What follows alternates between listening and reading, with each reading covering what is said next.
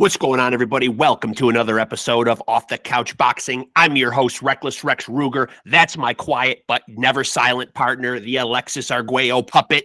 And we have another amazing guest for you today on Off the Couch Boxing, the place to come for the best boxing conversations anywhere on the planet. He's here. Let's get down to it and chop it up with him. I am super excited. Another legend in the house.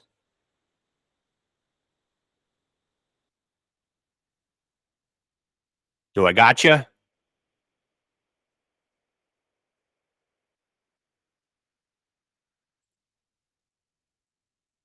We will get him. We will get him. Let me just... Orlando, do I gotcha? Yeah, I can hear you. All right. Awesome. Orlando Canizales, it's such an honor and a pleasure to have you on here, man. I mean, this really means a lot. I appreciate you making the time to do it. Thank you. Oh, thank you. Thank you very much for inviting me and for having me on your show. Yeah, let's get down to it and chop it up here, Orlando. Let's go back to the beginning. You obviously had an older brother, Gabby, who was also in boxing. Is that why you got into boxing, or were there other reasons? How did you get into the sport? Oh, yeah. Well, basically, he was the main reason I got into boxing because of him. He started boxing first. He's older than me. He's 5 years older than me. And he started boxing at the age of 15. I was 10. And, if you can, not to interrupt you, if you can you put your camera up a little bit more? There you go. So you're a little more in focus. Perfect. All right, go ahead. I'm sorry. Go ahead. Yeah, like I said, he started boxing at the age of 15. He's 5 years older than me, and he started boxing first. So, and then one day he just, I just went with him to the gym, and that's how I started, because of him. And did you have boxing idols? You know how as kids we kind of all have those sports heroes that we kind of put up on a pedestal. And for boxing, who were those guys for you? Well, back then it was Ray Leonard. I was like around 10 years old or 11 years old when Ray Leonard. I saw Ray Leonard won the gold at the Summer Olympics. He won a gold medal. Excuse me. So Ray Leonard was one of my idols, and also Roberto Duran. And are you somebody right now who follows the sport closely? Do I follow somebody right now? No, I mean, are you currently following the sport of boxing very closely? Oh, yeah. I mean, I still follow. I mean, I still watch some fights. Like I watched the Canelo fight this past Saturday, and I've seen like I also saw the Ryan Garcia fight with Devin Haney. So I still follow boxing though. So are there any guys out there, you just mentioned a couple names, but are there any guys out there that are currently doing it that you're a big fan of, that you say, hey, when this guy's fighting, I got to tune in? Well, I think the Bud Crawford is one of those guys that I really admired. He has a good pretty high ring IQ, and he's really, yeah, and also Tank Davis. He's those two guys are right now on top of my list. And so I want to get your opinion on, you being an old school boxer, where you stand on some of the trends that we're seeing currently in boxing. I like to refer to them as these kind of these gimmick fights. When you see these hybrid matches, these MMA guys against a boxer, or you see these Jake Paul type fights. I know they bring eyes to the sport, but ultimately, do you think these are good for the sport? Are you a fan of these type of spectacles? No, I'm not a fan because I mean they're not they should, as a matter of fact, they shouldn't sanction because those guys are not qualified boxers, and to be fighting professional fighters, it's just like it's a joke. For me, it's a joke, and they shouldn't sanction those fights. Even Mike Tyson is fighting Jake Paul. I mean, and they're saying that that's going to be a sanctioned bout, but does it still feel kind of like it's like a spectacle more than a fight? Well, I just think it's just the fact is that it's Mike Tyson's fighting, and a lot of people like to watch him fight, regardless who he fights. And I mean, he can fight. I mean, even a taxi driver, and people still want to watch that fight. That's true. It's because of who he is and what he did to the sport. But I mean, fighting like I said, the commission or wherever they fighting, they shouldn't be sanctioned because Jake Paul, he's never fought. I mean, he's had like 8 or 10 pro fights, but it's not the same. It's not the same. Not fighting guys on the level of Mike Tyson, though. Definitely not. Of course not. No. Regardless of Mike's age, I still feel like that's a fight that he should win. Oh, of course. I mean, I think Tyson should knock him out. You know, of course, you are of Mexican heritage yourself, and I've always loved watching you know, Mexicans fight. You know, I feel like they just have the heart of a warrior. You know, they're very big on their fighting legacy. Obviously, Canelo has built himself a great legacy, and he could walk away from the sport tomorrow, and I don't think anybody would question his legacy. But he's catching a lot of backlash on you know, in boxing media for not fighting David Benavidez. You know, if he Right. looks back on his career years from now, you know, do you think that's something that will haunt him, or do you think that he's going to be, you know, that's not a fight he needs to have on his resume? Well, I think that people will fight regardless. I mean, it doesn't matter who he fights or who doesn't fight. I mean, he's done a lot for the boxing. I mean, he's he's a great champion. He's done a lot, and he's fought some great fighters. I mean, he fought Cotto, Mayweather. I mean, even though he lost, but still he's fought a lot of great fighters. So I mean, fighting. I mean, I know a lot of people will want him to fight Benavides, but if he doesn't fight, I mean, he will be one of the best Mexican fighters of all time, regardless. Because like I said, people will talk no matter what. Now, you had an amazing career: 50 wins, 5 losses, 37 knockouts. Who gave you Orlando Canizales? Who gave you your toughest fight? You know what? That's a good question, man. And people have asked me those questions. But I've had, during my career, I had several different difficult fights that I can't pinpoint one. But like I said, I had like maybe between 5 and 10 real hard fights that in my career. So like I said, I can't really pinpoint one particular Okay. fight or fighter. But yeah, because I had several fights that were tough. What about the guy that hit you the hardest? You got to remember that, right? Um, uh, it was a Mexican guy. I remember, but You probably I like to went forget. yeah, I went up in weight. I was fighting as a featherweight, and we fought. It was like in the latter part of my career that he hit me right in the temple, and I felt that one. And it was like, wow, like it really, not didn't bother me or hurt me, but I just felt it. Like I just felt like and that was the hardest time that I've been hit. You got a lot of great names on your resume, but but as a fighter, did you ever feel like there was that one fight that's missing off your resume, that fight against an opponent that you really wanted and it just didn't come to fruition? Oh yeah, I think there was a fight that they offered me with Marco Barrera, but that never came to realize. And that's one fight that I wanted to fight, but it never happened. Yeah, Marco Antonio Barrera. I fought Junior Jones, but that was in in another weight division. It was a later part of my career. I mean, it's no, it's not, I'm not making excuses. It's just that it was just like I was not, it was like the latter part of my career, and it was a good fight. I think it was a real close fight.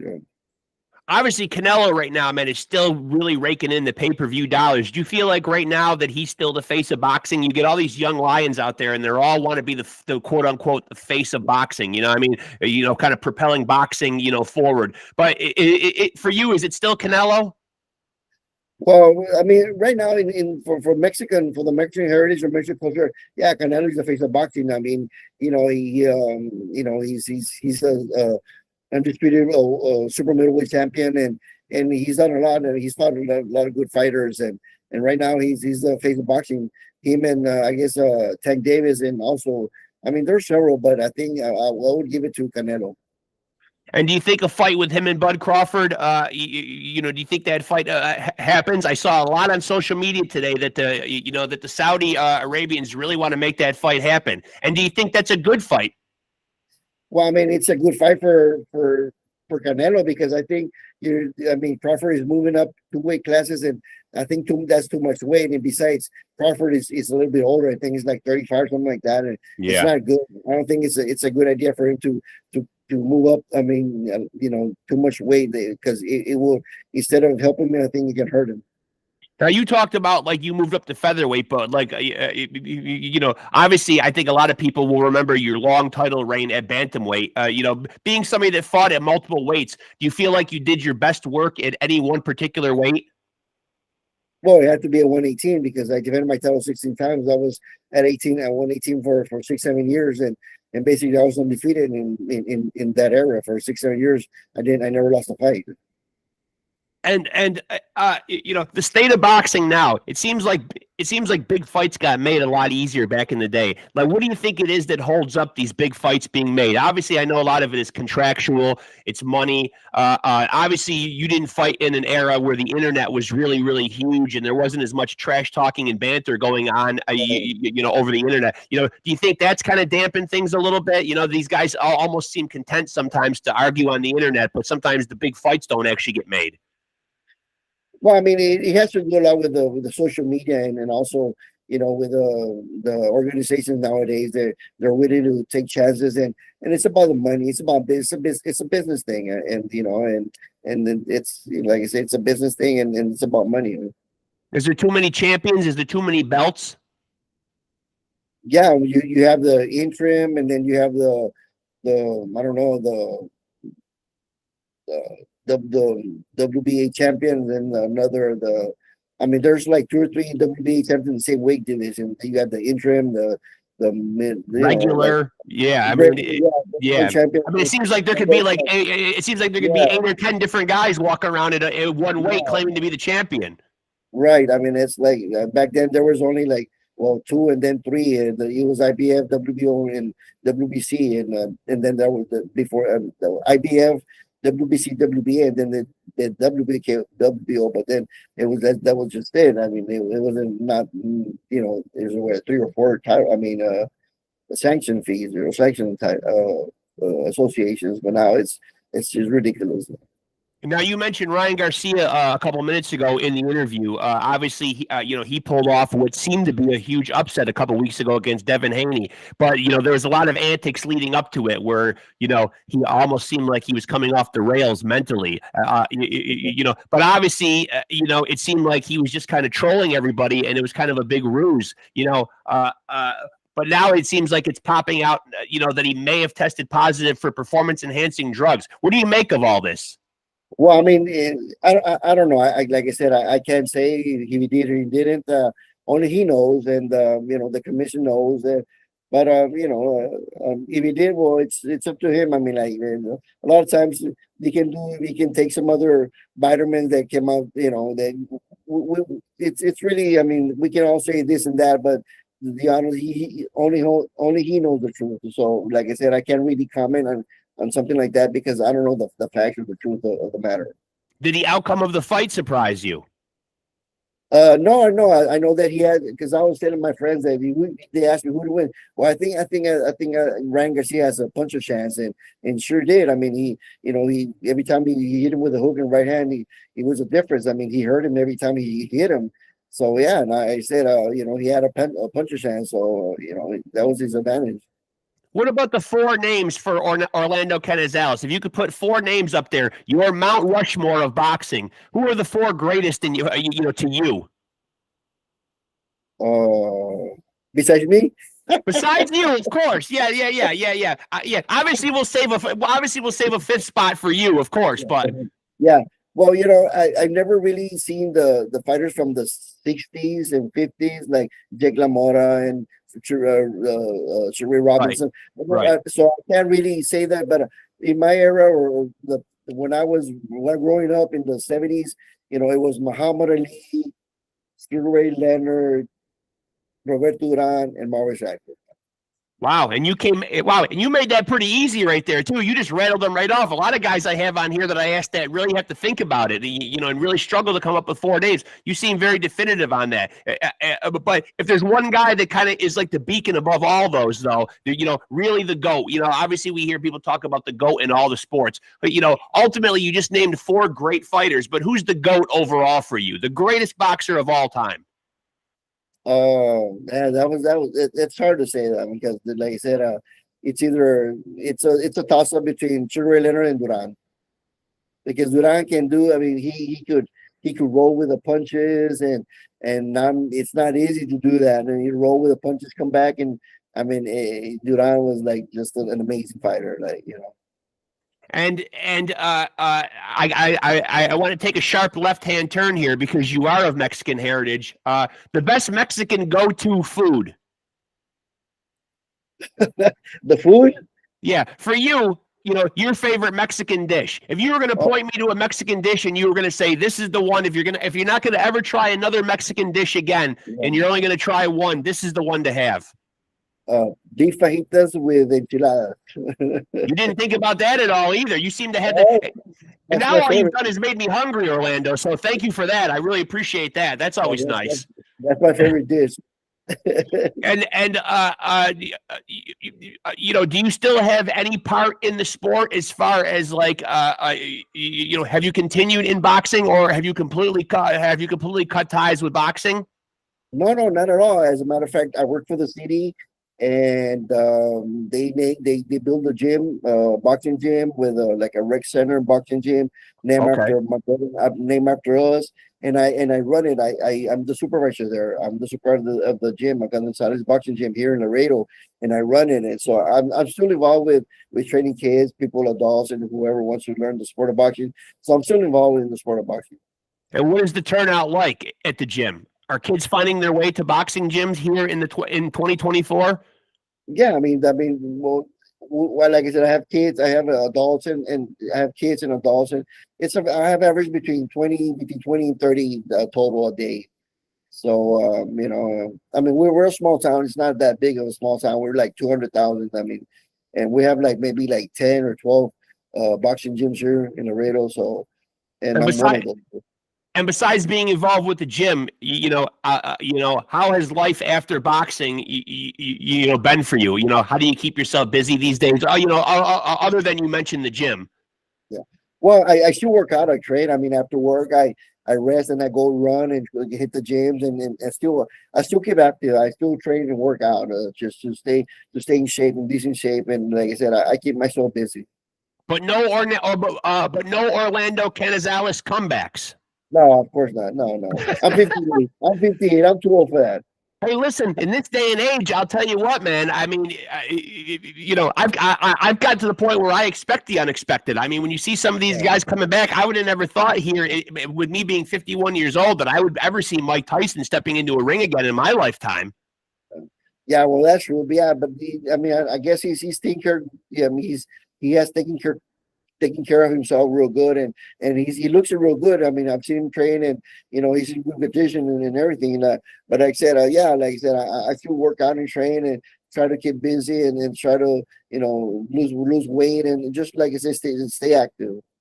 Now, you were IBF bantamweight champion from 1988 to 1994, but you really don't see, very long title runs. It seems like guys will have the belt, and then it seems like they're either it seems like, well, what I'm getting at is it seems like nobody sticks around and really cleans out their weight division no more. It seems like guys get a piece of a belt and then they move on to a different weight class, or they move on to like a different, they go down some different road.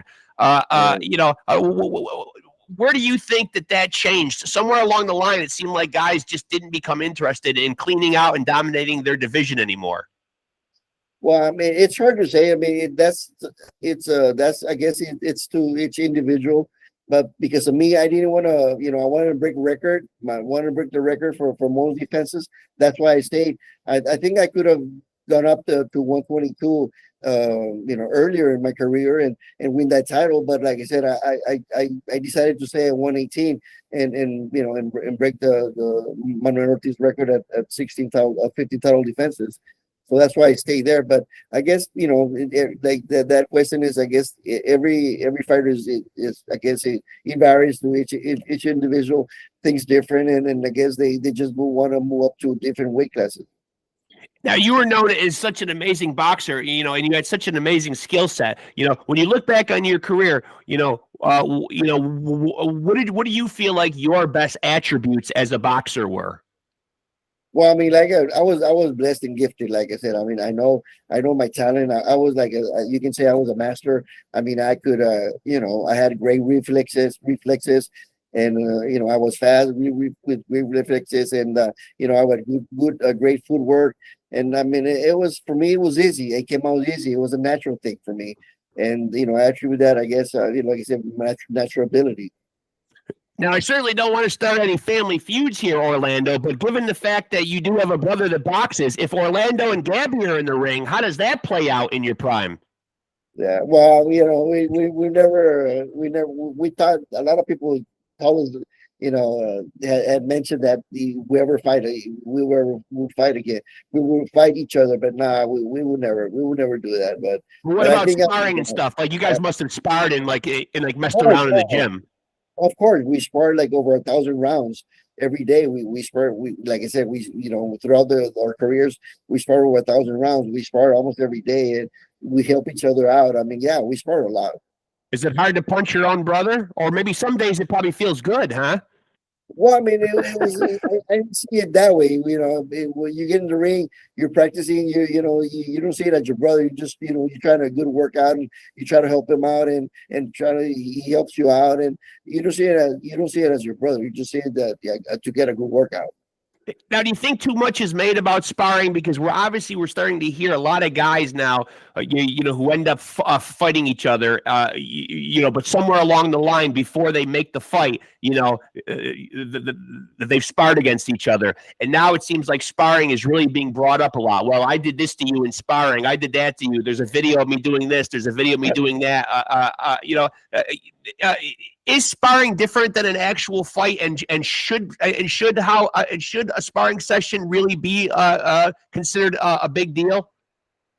Yes and no. I mean, because sometimes I've seen a lot of guys that spar, that train in the gym, and when and they look bad in the gym, and when the lights are on and fight, oh, they look like champions, and vice versa. And I've seen a lot of fighters that in the gym they look like champions, and when they fight in the real fights, they look awful. So I mean, I see. So it really, to me, it's like sparring and real fighting. It's two different things. It doesn't matter.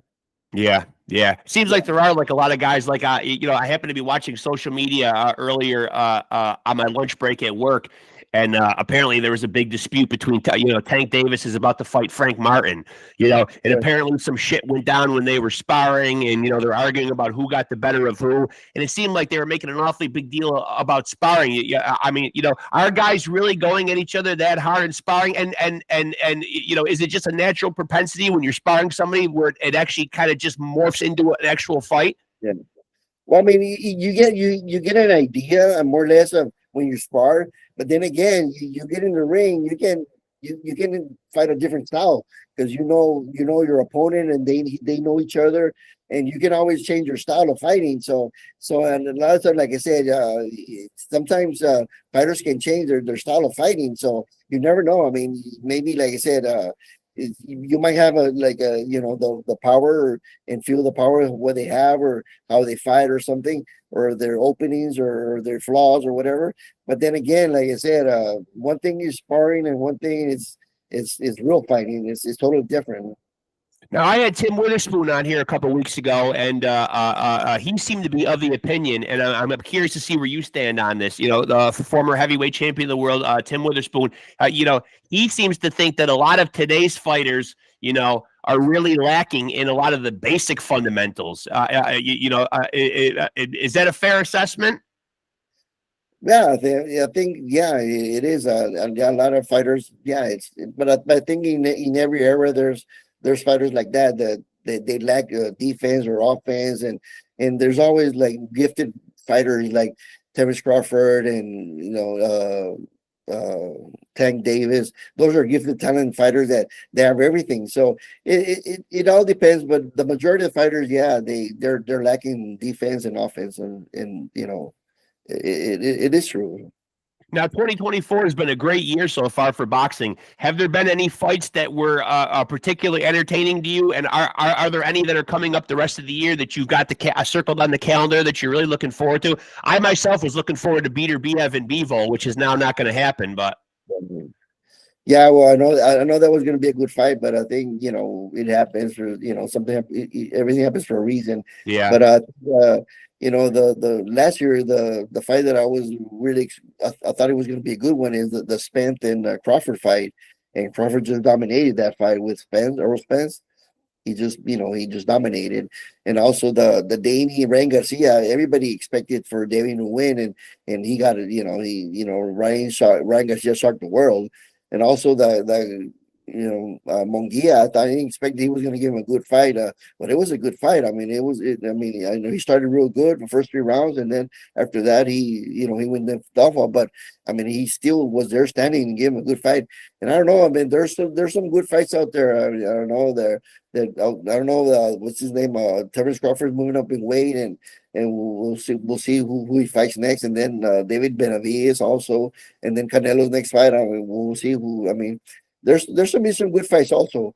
I mean, I think I hope that Tank Davis is not taking Frank Martin lightly. I mean, there's, like I said, there's other fighters that are rising. There's like Mutan that from Mayweather. He's 17 years old, and Yeah. then also in his boots, a lot of people don't know him. I mean, he's a really good fighter. I mean, there's a lot of young fighters coming up that people don't know about, but pretty soon they'll be world champions.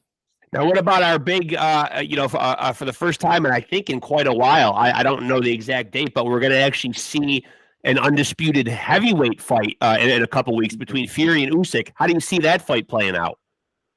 Well, I think it's gonna be a good fight. I know Tyson Fury has has good lateral movement. He's quick. He has a good jab.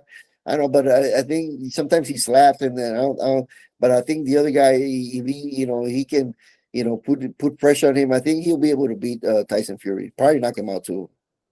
Are you okay? So you're obviously not a guy that ascribes to the philosophy that that size really matters, because you're picking Usyk, who is a smaller guy. So that is something that can be overcome then in your eyes. Oh yeah, of Size, course, yeah, yeah. yeah, Because remember, Evander Holyfield was a light heavyweight. He came to heavyweight, sure, he became a world champion, and nobody gave him a shot. And he, and there's a lot of guys that come, from light heavyweight to heavyweight become world champions. And I said, and because Jesse Tyson Fury, I know he's not a smart. I mean, he's a good fighter, but I don't think he's that big of a puncher. And the yeah. other guy is a good puncher. So like, it's gonna be a good fight. But I think I give the other guy a chance. What about the Japanese kid, Inui, who actually did get knocked down in his fight today? Yeah. He actually looked human today. Yeah, he did, and He got yeah, dropped.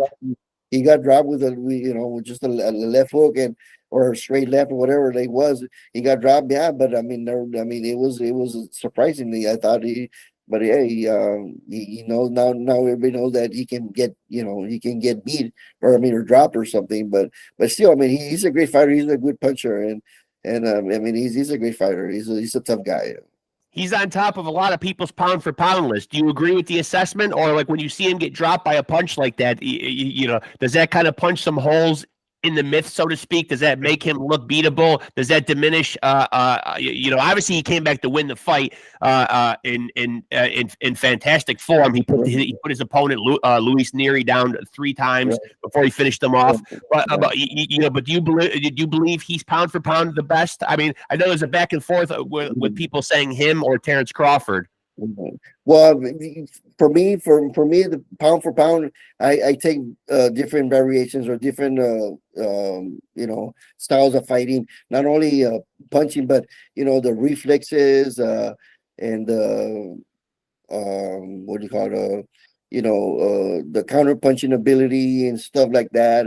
So I take several things into consideration for being a pound for pound, and like I said, Crawford is one of them. Canelo is another one, and maybe he's the top five, but not he's not the top three. I have Tank, Canelo, and but Well, he got frozen there for a minute. I still got you, Orlando. Technical difficulties, folks. We will iron them out. Orlando has gotten frozen on us.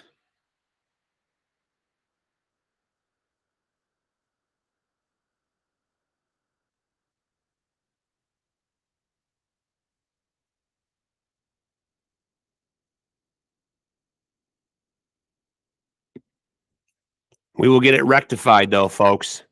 As always, nothing is edited here on Off the Couch Boxing. You just saw Orlando. Oh, Orlando came back. There he is. I'm sorry. It is. Oh, that's all right. Hey, it happens, and you know the beauty of life is that I don't edit anything. So you know, real life unfolds, and you know this is the kind of stuff you deal with in podcasting, Orlando. Technical difficulties. We're at the mercy of the internet. You know. Yeah. What more can we do? So a couple of years ago, obviously, it seems like forever ago now, but it really wasn't that long ago. You know, when the world went crazy here with COVID, were you affected by it at all? Oh yeah, I mean, I got COVID, but it wasn't that bad. I mean, I got it after the vaccines were offered or the yeah. So I was vaccinated before, and I still got it, but it wasn't that bad. Yeah. I had COVID like twice, Yeah, but I did too. It wasn't that bad. So how is family life? How's family life? All the family's doing good? Oh yeah, everybody's doing good. My brother just, he was working for the state boxing committee. I'm sorry, excuse me. He was working for the state boxing commission, and he just retired a couple of months ago. So he's doing good. And then, I've been working for the city for almost 20 years, and I'm also about to retire in a couple of more years. So life is great. I can't complain. It's been so far so good. Damn it, Orlando! I want to be closer to retirement. It's not fair. I want to be all done. I want to be home relaxing. Yeah, well, hopefully soon. Soon, I mean, I'm 51 years old, so I'm not sure what retirement age is anymore. You know, I mean, it seems like now you got to work until you're, I don't know, 70. I don't know. I hope not, but. Well, you're still young. You're 51. Yeah, I'm 50. I'm 7 years older. So probably about 65, or I think my age is 67 to get fully retired for benefits, 100%. 67, but at 65, I can retire already. So when you look back at your career, man, do you have any regrets?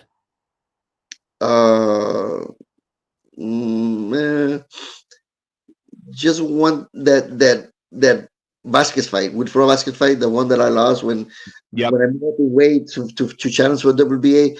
I mean, it was like a week after New Year's, and I think I could have gone to train somewhere else, like in the mountains, and get ready. That was the only thing that I regret training. I mean, I was in Houston training for that fight, where I could have gone to the mountains and train, in high altitudes and get ready for that fight, and I didn't. Okay, so you're not saying you wanted to get to the mountains, because you had distractions you had to get away from. You just thought you feel you would have benefited from the higher altitude. Right. I would benefit for the higher altitude. Yeah. I mean, throughout my entire career, I was dedicated and disciplined, no matter what. I mean, I already trained hard, and I was, like I said, I was disciplined, dedicated. But I think if I would have gone to, I mean, no excuses, right? I mean, I still thought I won anyway, so right, it was a close fight, anyways. But I think if I could have done my condition would be better if I would have gone up in the mountains in training high altitude. Now, what would you like your legacy to be? How would you like to be remembered? You know what I mean? When people bring up Orlando Canizales as a fighter, you know what I mean? What would you like? What would you hope that they're saying about you? Well, I mean, I can't say to be the greatest, but to remember me as one of the greatest fighters of all time. I mean, or as a bantamweight of all times, because I'm not the greatest, but and just that people that to recognize me as one of the greatest. You did leave a fantastic legacy. No. I don't think there's any doubt, and especially at those lower weights. I mean, I certainly don't think that you could think of too many, especially at the bantam when you fought bantamweight. I don't think you could think of a lot of bantamweights who had, like, as you mentioned earlier, the God-given ability and put together a record and a title reign like you did. So you will go down as that, and you should go down as that. Thank you, appreciate it. Yeah. Well, I hope, like I said, like I said, hopefully that to remember as one of the great fighters in the bantamweight division. I do hope that we can stay in touch, and I can have you back on again sometime. I would love to have you back on again. Sure, appreciate it. Thank you for having me. Yeah, I would love to. Yeah, it was a real honor getting the chance to talk to you. Please keep in touch, and I'll let you know as soon as I post the interview up. You can share it around on your social media or wherever you share things. But yeah, please keep in touch. I'd love to have you back on again. I will. Thank you. Yeah, thank you so much, Orlando. This has been a real treat for me. Thank you. Thank you. Have a good day. Good talking to you, sir. Thank you. Likewise. There he goes, folks. Living legend Orlando Canizales, IBF bantamweight champ from 88 to 94. One of the best to ever do it. 50 wins, 5 losses, 1 draw, 37 knockouts. Just so much God-given talent. Such a beauty to watch, man. I mean, just a guy that really truly mastered the art and science of boxing, the sweet science that we all love. That was a guy right there who put it all together, man. He and his brother Gabby. The Canizales name should be remembered and should be revered because those guys did it at an elite high level. Hope you guys enjoyed that episode. Thank you so much to the great living legend Orlando Canizales. I know the Alexis Arguello puppet particularly liked that episode, and I hope you guys enjoyed it. Make sure to like and follow us on Facebook. This is the place to stay tapped in for the best boxing convos anywhere on the planet. This is where boxers come to chop it up, man. You're going to get the best conversations right here. Make sure to like, subscribe to the page, hit the notification bell to stay tapped in. And as always, another stellar episode. If you're not tapped in by now, something is wrong with you. You are loco en la cabeza. I don't know what else to say, man. If you look back, over 100 episodes are here on the channel, and they are all amazing. Legends, luminaries, fighters on the rise, ancillary people, referees, trainers, authors, everything that has to do with pugilism is right here. Your one-stop shop for all things boxing and the fight game right here. So stay tapped in and show us some love. Subscribe, hit us up in the comment section. Tell us who you'd love to see on here, man, and I'll try to get them for you. Until next time, folks, remember,